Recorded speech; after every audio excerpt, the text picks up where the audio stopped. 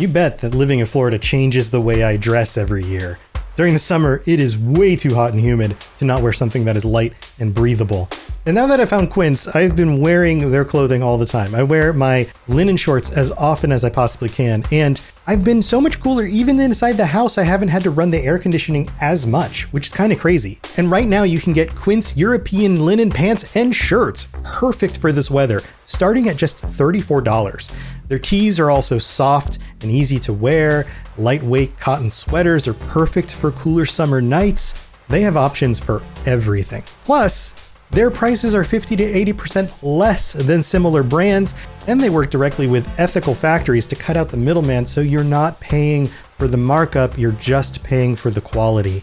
Plus, I've noticed that they have some other things that I'm very tempted to get. Everything from sofas to ceramic cookware, premium bedding, all sorts of stuff. But if I was to recommend just one thing, go get some linen shorts. It will change your summer, I promise. So go, elevate your summer wardrobe. Go to quince.com/ringslore for free shipping on your order and 365-day returns. Now available in Canada too. That's QUINCE.com/ringslore for free shipping and 365-day returns. Quince.com/ringslore. If you felt stuck trying to lose weight, you're not alone. Enter Weight Loss by Hers. It's designed to support you in reaching your goals. And Hers now offers access to an affordable range of FDA-approved GLP-1 medications, including the Wegovy pill and the Wegovy pen. With Wegovy at Hers, lose up to 20% or more of your body weight when combined with diet and exercise. It helps you regulate your appetite, eat less, and keep weight off. Plus, Wegovy is the first GLP-1 available in a pill, so there are no needles needed. Everything is 100% online through Hers. You'll connect with a licensed provider who will determine if treatment is right for you. If prescribed, your medication is delivered right to your door. No insurance necessary. And it doesn't stop there. Weight Loss by Hers goes beyond medication by offering access to 24/7 messaging with your care team and tons of in-app lifestyle and nutrition tips like recipes, meal plans, fitness videos, sleep content, and more. Even better, with a range of affordable GLP-1 options, Hers makes it simple to find an approach that fits your needs and your budget if eligible. You'll get a treatment plan personalized to you and unlimited dosage changes as needed. It's weight loss designed to work with your life. Ready to reach your goals? Visit forhers.com/women to get personalized, affordable care that gets you. That's FORHERS.com/women. forhers.com/women. Weight Loss by Hers is not available in all 50 states. Wegovy is the registered trademark of Novo Nordisk A.S. To get started and learn more, including important safety information, Wegovy clinical study information, and restrictions, visit forhers.com. You know, summer's just around the corner, which means warmer temperatures, trips to the pool and golf course, Father's Day on June 21st, and grilling out in the backyard. Dad doesn't want another tie or watch. He wants the tender, juicy taste of his favorite steak grilled to perfection. So this Father's Day, give your grill master something the whole family will enjoy. The finest proteins from Omaha Steaks. Every steak and entree is flash frozen and vacuum sealed at the moment of carving. So no matter when your dad enjoys his meal, it will taste as fresh as the day it was carved. When you order from Omaha Steaks, your satisfaction is always guaranteed. So you can order with complete confidence. A gift from Omaha Steaks is something the whole family can indulge in to celebrate the holiday. This Father's Day, give the dads in your life something to savor. World-famous Omaha Steaks. Visit omahasteaks.com and get an extra $35 off with promo code YUM at checkout. That's omahasteaks.com and an extra $35 off with promo code YUM at checkout. Terms apply. See site for details.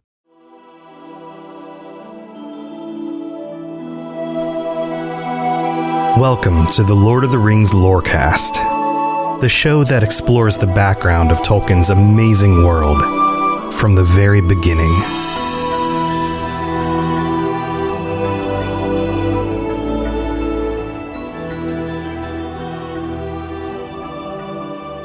As we continue into the third chapter of the Fellowship of the Ring, there are some things I want you to pay specific attention to in this section. First of all, we've just left on the journey And we have Frodo and Sam and Pippin, yes, it's different than in the movie, surprise, surprise, leaving from Bag End and journeying across country in order to get to Buckland. And this is the calm before the storm moment of this beginning part of the journey. We got that slight hint that something was going on, somebody suspicious was talking to the old gaffer.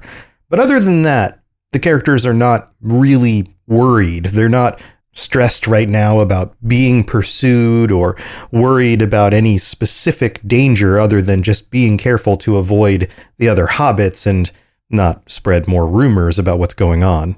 So, of course, we're going to get some descriptions of trees in the countryside and what it's like to be traveling across the Shire out in the less populated sections of it. But we're also going to get a more personal look at the different characters. We've seen a good bit of Frodo so far and a little bit of Sam and a very small amount about Pippin. But this is our first chance to really get a sense of who they are, not just in and of themselves. What is Frodo like as Frodo, and what is Pippin like as the closest thing to a princeling in the Shire? But how do they interact with each other?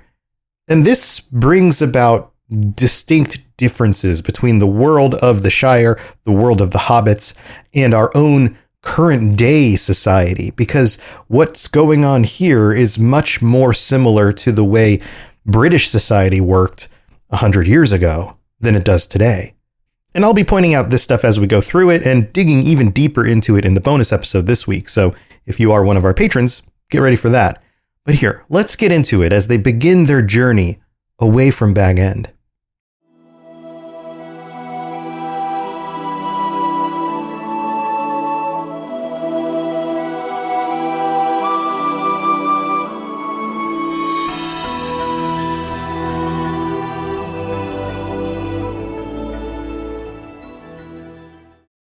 One of the other little parts I like about the way Tolkien describes traveling is that if you have a map open, a lot of the time you can track exactly where they're going by the descriptions. This section starts with, at the bottom of the hill on its western side, they came to a gate opening on a narrow lane. And if you open up the map, you can kind of tell where this is going. They halted, they adjusted their straps, and we get our first dialogue between the different characters. We're told that Sam shows up and he's trotting quickly, he's breathing hard, and he has a very heavy pack. It is hoisted high on his shoulders. I'm not sure why it's hoisted as high as up on his shoulders, but maybe it's easier to carry like that, or maybe this was a tradition that Tolkien was familiar with about packing everything higher up rather than further back on your back in order to balance better.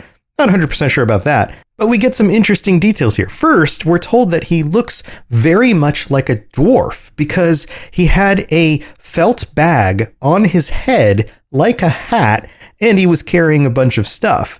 Now, this is probably a comical moment, us to just kind of picture what he looks like in our minds. But also, we have positive associations with dwarves. Those of us who have been part of this story since before this book started, right, in The Hobbit. And Sam acting like a dwarf in this situation would be a positive reference. And in some ways, he kind of is a dwarf. He's kind of a little bit more hardy than the average hobbit. He's used to working hard and physical labor and that sort of thing. And then we get this conversation. "I am sure you have given me all the heaviest stuff," said Frodo. "I pity snails and all that carry their homes on their backs." We were just told that Sam had a very large pack, and here Frodo is lamenting the fact that he seems to be carrying a ton of stuff. And then we get a response. "I could take a lot more yet, sir. My pack is quite light," said Sam stoutly and untruthfully. So we are starting to understand who Sam is here. "No, you don't, Sam," said Pippin. "It is good for him. He's got nothing except what he ordered us to pack. He's been slack lately, and he'll feel the weight less when he's walked off some of his own." So you get some of that like teasing between Pippin and Frodo as if they've known each other a long time. And Sam is he's not included in that social connection. He is an employee. He is actually of a lower class. And the way that society worked, at least in our own world, in the British society that this is based off of, meant that Sam had to interact with both of them differently. The fact that Sam would be willing to take on more was his role in the social hierarchy, not because he was being paid in this moment to carry more stuff. And I would imagine that to most of us in the United States who are reading through this book, that if you actually start paying attention to the way this dialogue works, it comes across kind of odd. We don't have the same assumptions about social class and those kinds of things that you do in these more, we'll call them old world systems that were more influenced by feudalism and the history of these types of social structures. In the US, even if Sam's the gardener and he gets hired by Frodo, there's no assumption that he's going to be doing more of the work on the trip. But also notice that Pippin can chime in and tell Sam what to do, even though Sam doesn't work for Pippin. And then we get Frodo's response that really puts him in a light too. It shows that he is a caring individual. He says in a joking manner, "Be kind to a poor old hobbit," being that he's older than both Sam and Pippin. He laughs and says, "I shall be as thin as a willow wand, I'm sure, before I get to Buckland. But I was talking nonsense. I suspect you have taken more than your share, Sam, and I shall look into it at our next packing." And then he picks up his stick and he says, "Well, we all like walking in the dark, so let's put some miles behind us before bed." Frodo isn't just a caring individual. He's not just a good master or good employer, if you want to look at it that way. He's also a caring person who actually has a relationship with Sam and knows that Sam is the kind of person who will begrudgingly take on more than he needs to because he's just that nice of a guy and he genuinely cares. And so you can see already this interplay between the two of them where they both are being polite and kind towards each other simultaneously. So they begin walking single file between hedgerows and along these sections of the Shire and the countryside that weren't meant for traveling. They're avoiding the main road. And it gets dark. And it's so dark that we're told that in their cloaks, they were as invisible as if they had magic rings. We're being reminded here through the connection to a magic ring, which we've already had experience with in this book, that hobbits, when they want to, can be very, very quiet. This was one of the reasons why Bilbo became the burglar on the journey in The Hobbit. And these three hobbits are no different. Since they were all hobbits and were trying to be silent, they made no noise that even hobbits would hear. Even the wild things in the fields and woods hardly noticed their passing. Tolkien treats this almost like it's a supernatural ability. It's almost like this is the Hobbit equivalent to the magic of the elves and how the elves can do things like talk to nature, nature responds. Well, the hobbits have little bits of this, it feels like. Not exactly the same kind of thing and not exactly magic. More like they are part of their environment in a natural way that lends them this ability. And it is greater than we would naturally assume because this ability is better at doing this, being silent and unnoticed, than anybody that we've ever seen in the real world. So it has to be pointed out now before it becomes absolutely crucial to their mission.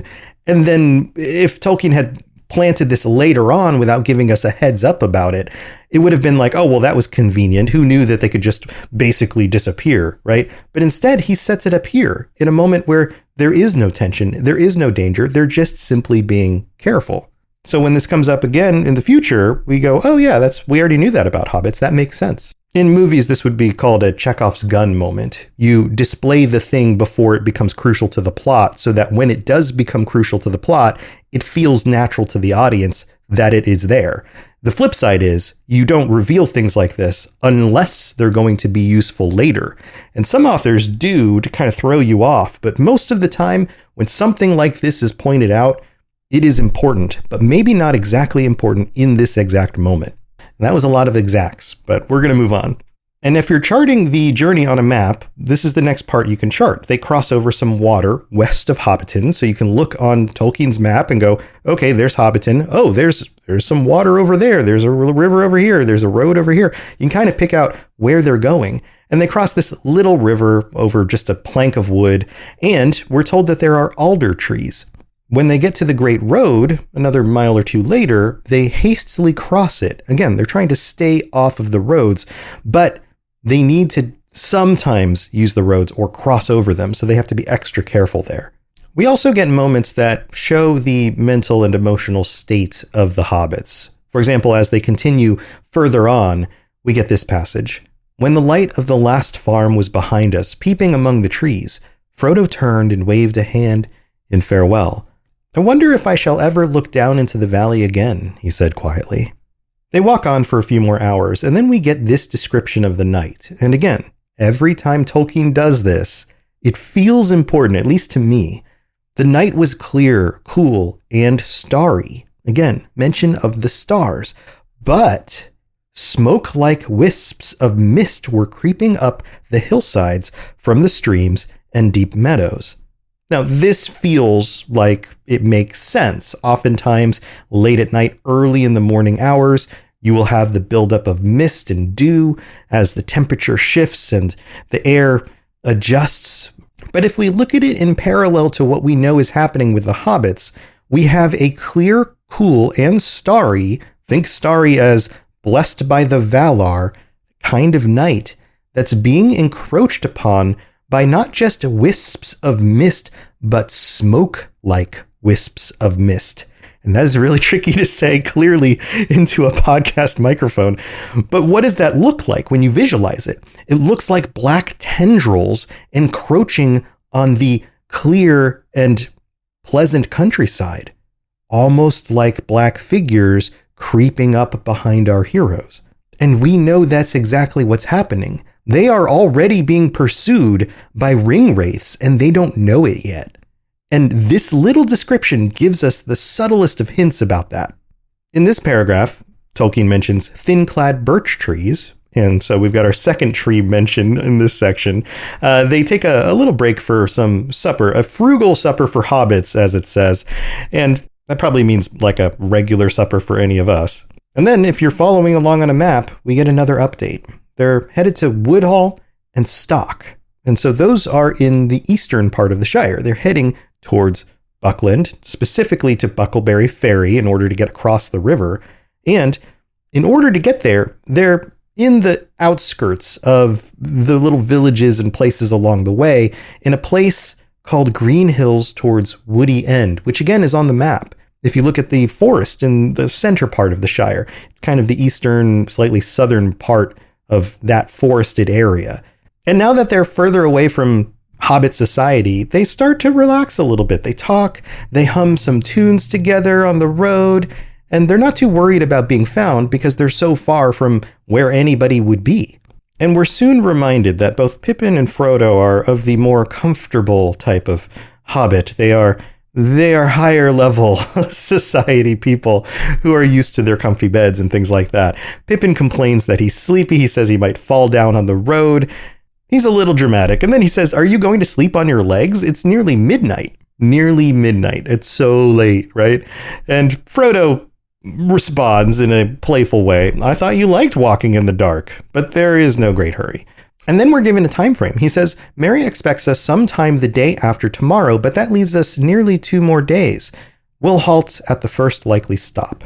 And then we get this interesting observation by Sam. He says, "The wind's in the west. If we get to the other side of this hill, we shall find a spot that is sheltered and snug enough, sir. There is a dry fir wood just ahead," another tree reference. If I remember rightly, Sam knew the land well within 20 miles of Hobbiton, but that was the limit of his geography. Now, it's interesting that Sam has a sense of this, a sense that traveling at night and resting means you should take awareness of the wind and the way the land is set in order to find a comfortable place to lay down and sleep so that you're not disturbed or too cold or whatever. But we know Sam hasn't traveled a ton because he says that he's only been about 20 miles out of Hobbiton. He really hasn't gone anywhere, but he has this natural understanding of being in nature, being outside, and even traveling at night. So they set up a little fire and they figure out where they're going to sleep. And we're specifically told that there was no watch. They didn't set any plan for any one of them to be awake at different times in order to protect the camp. And this is something that happens a lot in these books. I remember as a kid thinking this was very interesting, how people would take turns watching. And that clearly feels like something you do when you're in the military during something like World War I, but it also makes sense here. But in this moment, they aren't worried. They are lighting a fire. They're not in fear of being pursued or anything. They just thought there were nosy other hobbits around. And at this point, they're way far away from where the towns and villages are that there's very, very small chance there's anybody out here. And just in this moment, we get a little bit of a glimpse, a little tiny piece of Tolkien's fairy tale enjoyment here, because we haven't had anything other than what you could call typical magic fantasy kind of stuff. You know, a magic ring, a dark lord, a wizard, that kind of thing. But we haven't had fairy tale kinds of things yet. And Tolkien plants this in right here. He says, a fox passed through the wood on business of his own, stopped several minutes and sniffed. Hobbits, he thought, we get the actual internal dialogue of a fox. Well, what next? I have heard of strange doings in this land, but I have seldom heard of a hobbit sleeping out of doors under a tree. 3 of them. There's something mighty queer behind this. He was quite right, but he never found out any more about it. And this tone feels like a callback to The Hobbit. And it might be that. It might be Tolkien inserting the kinds of things that he enjoys to read in stories and just making it feel a little bit more playful. But it also informs us from a third-party source about what we can expect about hobbits. That this is very weird. Them journeying at night, hobbits outdoors under a tree, this doesn't happen. Which is part of why they can feel safe, lighting a fire, talking openly, not having a watch. And then we get more reminders about how, well, pampered Frodo and Pippin are. Frodo complains about not having his feather bed and sleeping on a root. Then he says it's a beautiful morning, and Pippin responds, what's beautiful about it? And then in a moment that really stands out to me, he commands Sam. He says, Sam, get breakfast ready for 9:30. Have you got the bathwater hot? And Sam jumps up.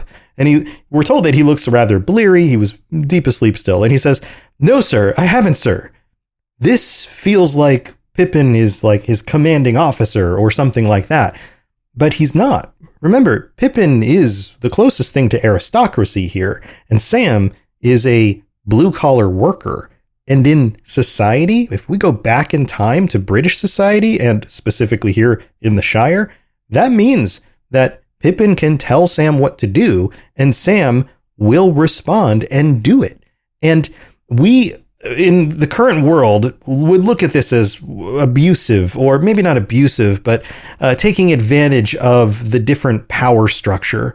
But there were times where this wasn't seen as a morally negative thing.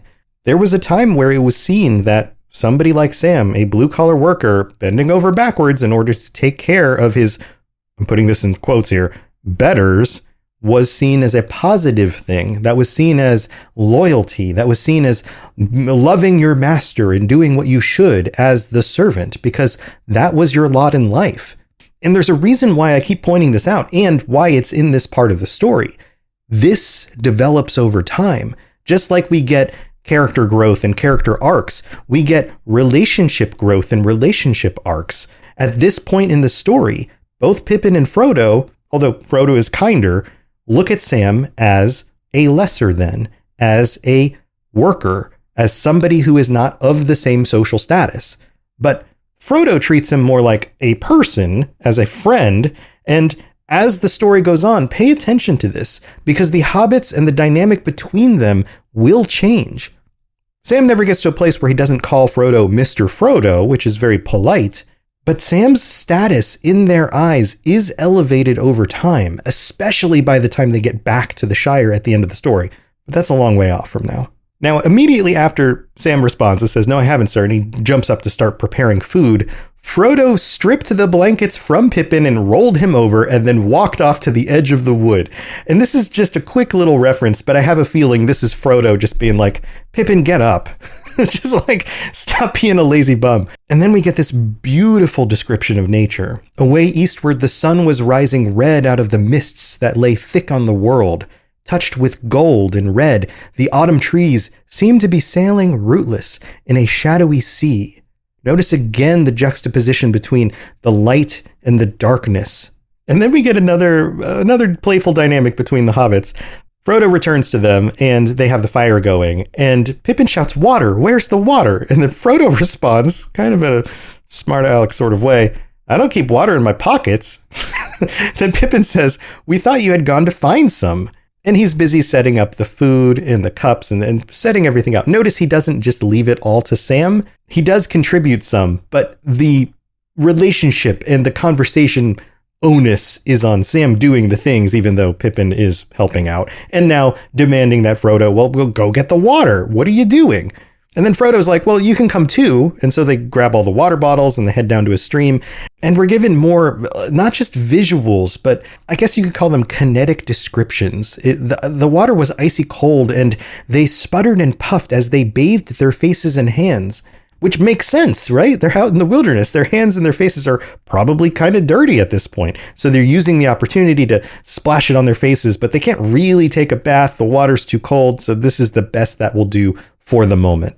And if any of us have ever been on a hike in the woods, you know what this is like. It's not like you can just take a moment and go to the bathroom and just wash up in the sink. It doesn't work like that. You have to take advantage of the moments where you do find some water and you can briefly use it to clean yourself off. And then they pack up and they decide to continue on their journey, and they realize that their cloaks and blankets and water and food and gear already seemed heavy, but it just seems even more heavy on the second day. And we're given more descriptions about the way the landscape works. It seems to continue going up and down, and then it climbs to the top of a steep bank in a weary zigzag sort of way, and then they're prepared to go down one last time. And then below them, they can see the trees and how in the distance the trees melt away. That exact phrase is used, and I think it works really well as you see things in the distance kind of blur together. They were looking across the woody end towards the Brandywine River. So now we know again where they are on the map. They've traveled a considerable distance across the Shire already, and they're getting close to the Brandywine. And this section ends with this fun back and forth between the hobbits. Pippin says, the road goes on forever, but I can't without a rest. It is high time for lunch. And again, he's the first one to be like, all right, guys, let's take a break. And I hope you're noticing that the personality of Pippin in the book is different than it is in the movies. In the movies, he's played as more of a dummy than he shows up here. And I could see why they would do that. In this, he's more of a pampered aristocrat. It's not that he's not smart. He doesn't come across not smart. He just comes across as somebody who is used to the world providing for him, and any extra effort is a little bit more than he initially would want to put into something. But he did sign up for the journey, and he is here with them, and he is contributing, so he's not a complete loss. He doesn't come across as a terrible person, just more of like somebody who's out of their element. And it's this moment that Sam takes a look around, and he realizes that he's journeying further than he's ever been before. There's a very similar moment in the movies, but it's different here. And Sam asks, do elves live in those woods? And Pippin responds, not that I ever heard. And Frodo is silent here. And then he speaks out, but to himself, saying slowly, basically a poem that just came to mind in the moment. He says, the road goes ever on, down from the door where it began. And far ahead the road has gone, and I must follow if I can, pursuing it with weary feet until it joins some larger way, where many paths and errands meet, and whither then, I cannot say. And we have to remember that songs in our world today, and poetry and those types of things, play a very different role than they did historically. Information is so easy to come across in today's world, and if you want to train yourself in the ways to write a poem, you can look up online and find thousands and thousands of articles and videos about how poetry works and how best to format your poetry and what words work and how rhyming works and the meter and all of these types of things. But that wasn't common knowledge for most of human history, and it often wasn't even written down in books through instructional means. If you were somebody who could compose a poem or sing a song or write a song, then it was because you are the kind of person who probably grew up in a family that did that, and you just, through osmosis, learned how to do these things by just being near it a lot. And what that means is that it felt to people who did not grow up in musical or artistic families like magic. I see glimpses of this with my parents who are now in their 70s. This mindset of wonder about other people's talents and skills. Oftentimes, my mom will say something like, we were watching a TV program the other day, and this person was an amazing guitar player, and they played better than anyone I've ever seen. And they'll show me the clip, and I'm like, well, okay, there's a lot of guitar players who can play just as well as that person did, but I'm glad you enjoyed their performance. But what's actually going on here is a little bit more nuanced. It's not that she hasn't seen other guitar players. It's not that she hasn't listened to music. She loves music. She's been into music and different artists her entire life. It's that because she's not a musician, it comes across as kind of like magic. She doesn't understand the first thing about what you would do to become that kind of artist. And she also doesn't realize that living in the world today, it's easier than it ever has been to look up how to do something and to kind of learn it on your own.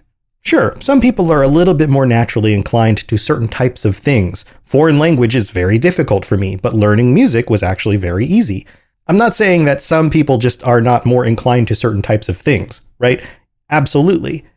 Different people have limitations for how well they'll develop in a certain skill based on just some basics of the way that their minds and bodies work. But effort makes up for a lot of that. If I really wanted to learn foreign language, even though it comes difficult to me, I could study harder, and eventually I could get to the place where I was probably fluent speaking some foreign language. It may take years, but I could still get there.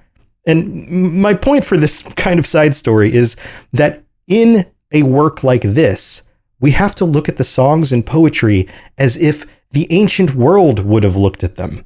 If somebody had a skill or especially a talent that other people didn't, it was seen as being more special and maybe even magic adjacent or adjacent to the gods or something like that, depending on how far back we go in history.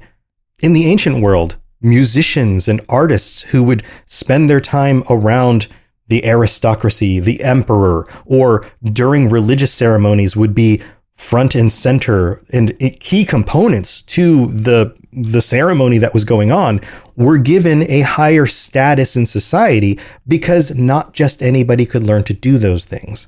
So all that's to say that this isn't just Frodo reciting a poem, and it is a glimpse into his inner thought and his mind, but it's also a little bit more than that.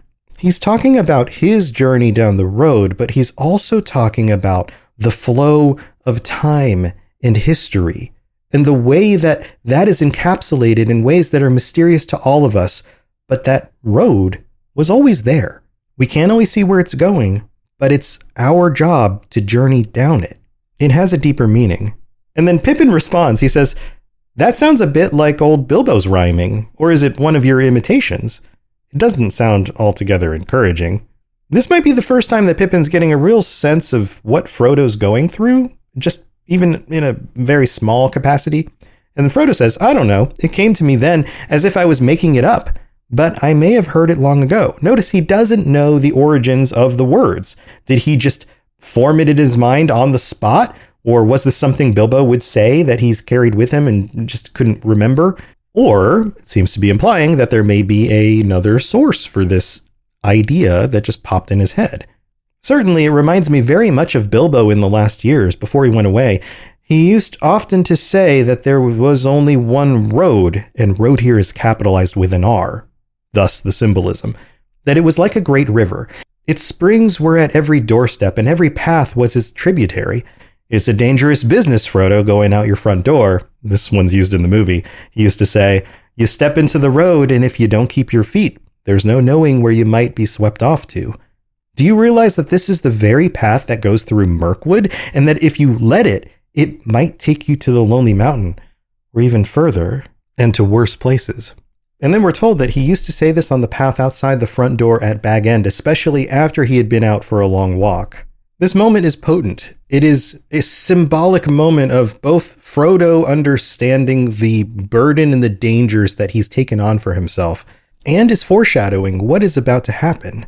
It's a very serious moment for Frodo. And I just got finished explaining how Pippin isn't an idiot, but he is the comedic relief, because he responds with this. "Well, the road won't sweep me anywhere for an hour at least," said Pippin, totally missing the point, focused on himself, not even curious about Frodo's well-being and what this actually means. Just, "My legs are tired, I'm gonna sit down." He unslings his pack, and then it says this. The others followed his example, putting their packs against the bank and their legs out into the road. After a rest, they had a good lunch, and then more rest.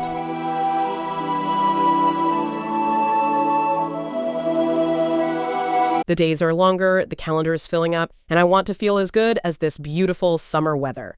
That's why I've been loving Groons. It's one daily pack of gummies that covers my greens, vitamins, minerals, and even has 6 grams of prebiotic fiber, so I don't need to juggle a complicated wellness routine on top of everything else. They taste amazing, they're easy to toss in my bag on the go, plus they're vegan, gluten-free, and HSA and FSA, eligible for reimbursement. Save up to 52% off with code PODCAST at Groons.co. That's code PODCAST at GRUNS.co.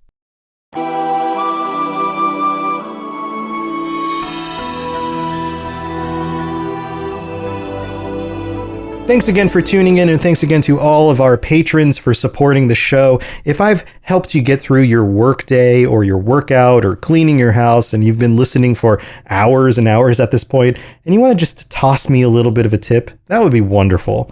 And the best part is when you sign up on Patreon, you don't just give me a tip, you get something for it, like ad-free episodes or joining in our patron chats, which are now 2 months in. And I would love to have more of you come join us and share your thoughts about different things so we can nerd out together. So go check it out, patreon.com/LOTR Lorecast. There's a link in each of the show descriptions, in the main show description, all of that stuff. And thank you to Olav, our newest patron. Welcome to the Patreon. And shout outs will be at the end of this episode to all of our VIP patrons. But before that, I have to read out a new review that came in on Apple Podcasts. Leave a 5-star review. I'll read it out. This one is from USA Templar, who says, "Have not stopped." 5 stars. "Thank you for being my companion during my 12-hour night shifts." Wow, you're very welcome. And that's a long shift. "I have not stopped listening. Thank you for going over and under and through the minutia. 3 feet high, 7 feet distance. Sounds like Bilbo's jump was balanced and complete." I can tell what episode you're on now. "And what do you think? 1917, World War I, Middle East, ruin? I don't know, just a thought. Thank you." I'm not sure what you're implying there, but the talk about different war and how that influenced Tolkien's perspective on things definitely comes up a lot. But yeah, if you want to flesh that out a little bit more, I'll answer your questions. So come join us on the Discord. You can share questions on there, and I might cover it in a bonus episode at some point, which, by the way, you can get on Patreon. There's a ton of them, or almost as many bonus episodes as there are actual regular episodes. Lots of stuff on there. But I'm going to stop talking about that. Let's shout out all of our VIP patrons. I guess I'm going to continue talking about Patreon because VIP patrons. Anyway, thank you to Fulcrum, David S., Daniel Nightweaver, Capenna, Richard J., TJT, AK Music Lover, Barney D., Azel Razzle, Blade of Andoril, Lori B., Norwegian Myar, Mason Weathertop, Gimli a Break, Divine Madman, Rosie Rose, The Bestest Boy, Huon is my hero, Eldarian is right, Avariel, Party Snacks, it always gets me. Norwegianius, Bruce W, Artemis, Kira C, Das S, Silver Star, Silver Hobbit, 414, and my name is August West. I almost messed up that last one, but got through most of them pretty well that time.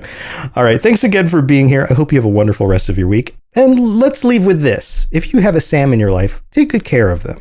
They care about you. I'll see you next time. Thanks for listening to the Lord of the Rings Lorecast. If you'd like to learn more about other fantasy worlds, check out my other podcasts, The Elder Scrolls Lorecast, The Witcher Lorecast, and more at robotsradio.net. If you'd like to reach out, I'd love to hear from you. Send me a note on Twitter at robots_radio, or join our amazing community on the Robots Radio Discord. There are links in the show notes, or just search Robots Radio Discord, or find the link on robotsradio.net. I'll see you next time.